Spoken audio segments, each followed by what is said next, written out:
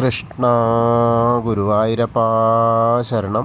ഗുരുവായൂരപ്പൻ്റെ ഉച്ചപൂജയും കളഭാലങ്കാരമൊക്കെ കഴിഞ്ഞു, നട തുറന്നു. അപ്പോൾ നമുക്ക് എല്ലാവർക്കും ഗുരുവായൂരപ്പനെ കാണാൻ പോകണ്ടേ?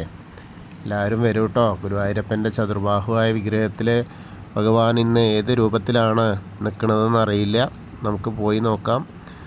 ആദ്യം തന്നെ കിഴക്കേ നടയിൽ വന്നിട്ട് ആ മഞ്ജുള വാരസ്യാരെയൊക്കെ ഒന്ന് സ്മരിച്ച് ആ മഞ്ജുളാലിനെ ഒന്ന് പ്രദക്ഷിണം ചെയ്യാം. അപ്പോൾ വെങ്കല ഗരുഡ ശില്പവും അതേപോലെ കുചേലൻ്റെ ശില്പമൊക്കെ കണ്ടു തൊഴാം. പിന്നീട് അങ്ങനെ വന്ന് അത്തിമര ഗണപതി ക്ഷേത്രത്തിൽ വന്ന് ഗണേശനെ കണ്ട് തൊഴുത് അനന്തശയനമൊക്കെ കണ്ട് തൊഴുത് നേരെ ഗോപുരവാതിൽ കടന്ന് അകത്തേക്ക് വരാം.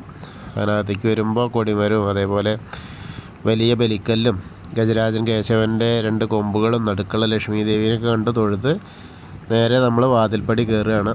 വാതിൽപ്പടി കയറുമ്പോൾ ഇടതുവശത്തെ മേൽപ്പത്തൂരിൻ്റെ പീഠവും കിടാവിളക്കും കാണാം. വലതുവശത്തെ ആദ്യത്തെ തൂണും നോക്കി തൊഴുത് നമ്മൾ ഭഗവാന്റെ ശ്രീലകത്തേക്ക് നോക്കുകയാണ്.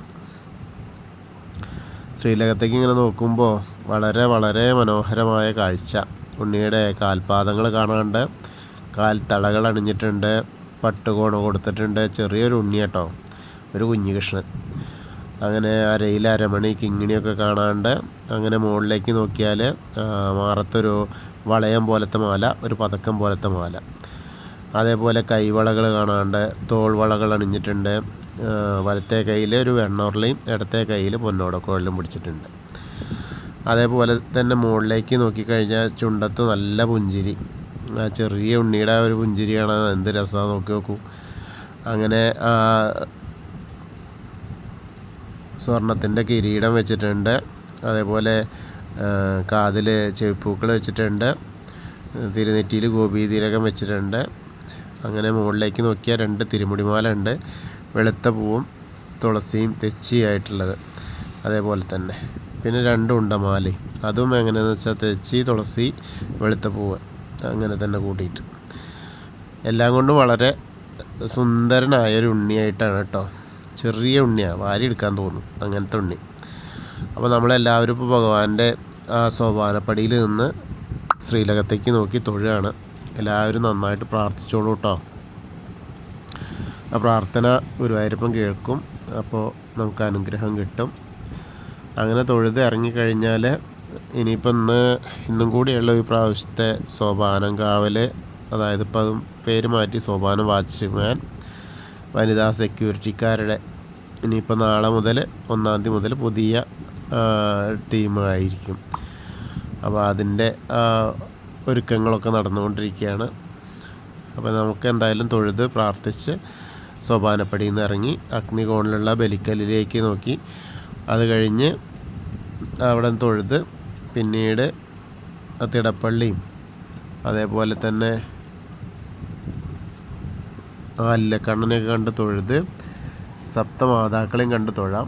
പിന്നീട് അങ്ങനെ ഗണേശനെ കണ്ട് പ്രാർത്ഥിക്കാം. ഗണേശനെ അവിടുത്തെ എത്തുമ്പോൾ മുഖത്തൊക്കെ നന്നായിട്ട് ചന്ദനം ചാർത്തിയിട്ടുണ്ട്, കൊമ്പ് തുമ്പിക്കൈയൊക്കെ നന്നായിട്ടുണ്ട്, കിരീടം വെച്ചിട്ടുണ്ട്. അതേപോലെ തന്നെ കഴുത്തിൽ നല്ല മാലകൾ ചാർത്തിയിട്ടുണ്ട്, സ്വർണത്തിൻ്റെ ചാർത്തിയിട്ടുണ്ട്. ധാരാളം പൂക്കളുണ്ട്, അർച്ചനപ്പൂക്കൾ. അപ്പോൾ നമുക്ക് പ്രാർത്ഥിക്കാം. ഏകദന്തം മഹാകായം തപ്തകാഞ്ചന സന്നിപം ലംബോദരം വിശാലാക്ഷം വന്ദേഹം ഗണനായകം. അത് കഴിഞ്ഞ് സരസ്വതി ഇറങ്ങി നോക്കുക, സരസ്വതി ദേവീനെ പ്രാർത്ഥിക്കാം. സരസ്വതി നമസ്തുഭ്യം വരദേ കാമരൂപിണി വിദ്യാരംഭം കരിഷ്യാമി സിദ്ധിർഭവതു മേ സദാ. പിന്നീട് അവിടുന്ന് അങ്ങനെ വരുമ്പോൾ ചെറിയ ഗണേശനെ ഒന്ന് കണ്ട് തൊട്ട് തലോടാം. അത് കഴിഞ്ഞ് മത്സ്യം, കൂർമ്മം, വരാഹം, നരസിംഹം വരെയുള്ള രൂപങ്ങളൊക്കെ കണ്ട് തൊഴുത് ഓദിക്കൻ്റെ അടുത്ത് നിന്ന് അർച്ചന പ്രസാദമൊക്കെ വാങ്ങി വാമന രൂപവും ഗജേന്ദ്രമോക്ഷത്തിൻ്റെ രൂപമൊക്കെ കണ്ട് തൊഴുത് അനന്തശായിയായ അനന്തപത്മനാഭനെയും കണ്ട് തൊഴാം. ഗരുഡാരൂഢനായിരിക്കുന്ന മഹാവിഷ്ണുവിനെയും കണ്ട് തൊഴുത് നേരെ ശ്രീകോവിലിൻ്റെ പുറകുവശത്ത് വന്ന് സാഷ്ടാംഗം നമസ്കരിക്കുക. നമസ്കാരമൊക്കെ കഴിഞ്ഞ് മുകളിലേക്ക് നോക്കിക്കഴിഞ്ഞാൽ ആ ഉഗ്രരൂപിയായ നരസിംഹസ്വാമിയെ കാണാം. അതേപോലെ ആ ഭീഷ്മരുടെ ശരശയ്യൊക്കെ കണ്ട് വരുമ്പോൾ ബാക്കിയുള്ള ദശാവതാര വിഗ്രഹങ്ങൾ ശ്രീരാമചന്ദ്രനും ബലരാമനും ഭാർഗവരാമനും ശ്രീകൃഷ്ണനും മുരുകനും ഒക്കെ കണ്ട് തൊഴുത് ഹനുമാൻ സ്വാമിയുടെ അടുത്ത് വരിക. ഹനുമാൻ സ്വാമിയുടെ അടുത്ത് ധാരാളം മാലകളുണ്ട്, അതേപോലെ ധാരാളം കുങ്കുമൊക്കെ ഉണ്ട് കേട്ടോ. നമുക്ക് പ്രാർത്ഥിക്കാം.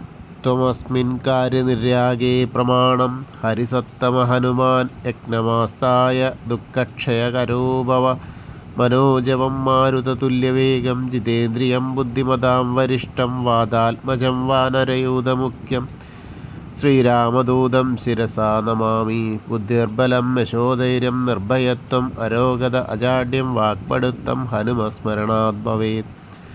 ഓം നമോ ഭഗവതേ ആഞ്ജനേയായ മഹാബലായ സ്വാഹ. അത് കഴിഞ്ഞ് അവിടുന്ന് ഇങ്ങനെ വരുമ്പോൾ രാധാകൃഷ്ണ വിഗ്രഹവും കാളിയമർദ്ദന രൂപവും വെണ്ണക്കണ്ണനെയൊക്കെ കണ്ട് തൊഴാം. പിന്നീട് ഓവിൻ്റെ അവിടെ വന്ന് പ്രാർത്ഥിക്കാം. തൊട്ടടുത്തുള്ള താമരക്കണ്ണനെ കണ്ട് തൊഴാം. അതേപോലെ കിഴക്ക് വശത്തേക്ക് മുകളിലേക്ക് നോക്കിയാൽ കൊടിമരം കണ്ട് തൊഴാം.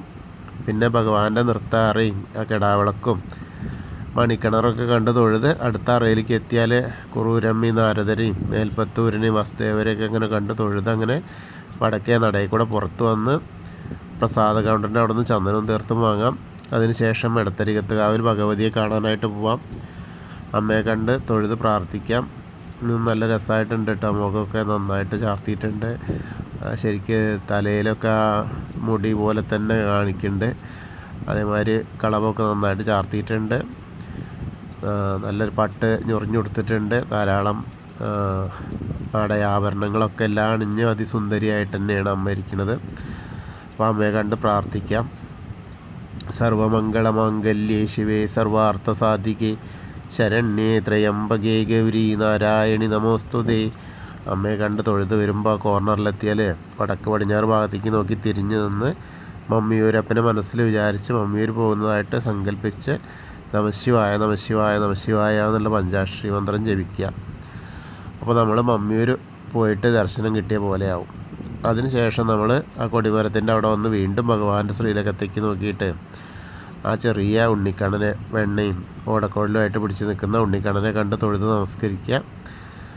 പിന്നീട് കൂത്തമ്പലത്തിലും വന്ന് തൊഴുത് നമസ്കരിക്കാം. പിന്നീട് അങ്ങനെ അയ്യപ്പസ്വാമിയുടെ അടുത്ത് വന്ന് അയ്യപ്പസ്വാമിയെ കണ്ട് പ്രാർത്ഥിക്കാം. ഭൂതനാഥ സദാനന്ദ സർവഭൂതദയാപര രക്ഷ മഹാബാഹു ശാസ്തേ സ്തുഭ്യം നമോ നമഃ.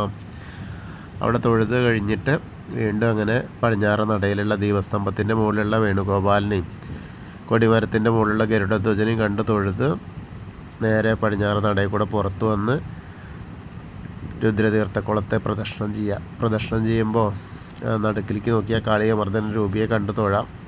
പിന്നീട് അങ്ങനെ അന്നലക്ഷ്മി ഹാളിന് അതിലേ ഇങ്ങനെ വന്നു കഴിഞ്ഞാൽ നാരായണാലയത്തിൽ വന്ന ആ കയറുമ്പോൾ തന്നെ ഇടത് വശത്തുള്ള പൂന്താനം തിരുമേനി പൂജിച്ചിരുന്ന ഉണ്ണിക്കണ്ണൻ്റെ വിഗ്രഹം കണ്ട് തൊഴാം. പിന്നീട് അങ്ങനെ ഭഗവതി നടയിലും അതേപോലെ കിഴക്കേ നടയിലും വന്ന് തൊഴാം. പിന്നെ തെക്കേ നടയിലേക്ക് എത്തി ആ കൂവളത്തെ ഒന്ന് പ്രദക്ഷിണം ചെയ്യുമ്പോൾ മഹാദേവനും പാർവതി ദേവീനെയൊക്കെ മനസ്സിൽ വിചാരിക്കുക. അപ്പോൾ അവരുടെ അനുഗ്രഹം നമ്മളോടൊപ്പം ഉണ്ടാവും. അപ്പോൾ നമ്മൾ ഇന്നത്തെയും ഗുരുവായൂരപ്പൻ്റെ ഉച്ചപൂജയും കളഭാലങ്കാരമൊക്കെ കണ്ടു തൊഴുതു. എല്ലാവർക്കും ആ ഗുരുവായൂരപ്പൻ്റെ അനുഗ്രഹം ലഭിക്കും. കൃഷ്ണായ വാസുദേവായ ഹരയേ പരമാത്മനെ പ്രണതക്ലേശനാശായ ഗോവിന്ദായ നമോ നമഃ. ഹരേ കൃഷ്ണ. ഗുരുവായൂരപ്പാ ശരണം.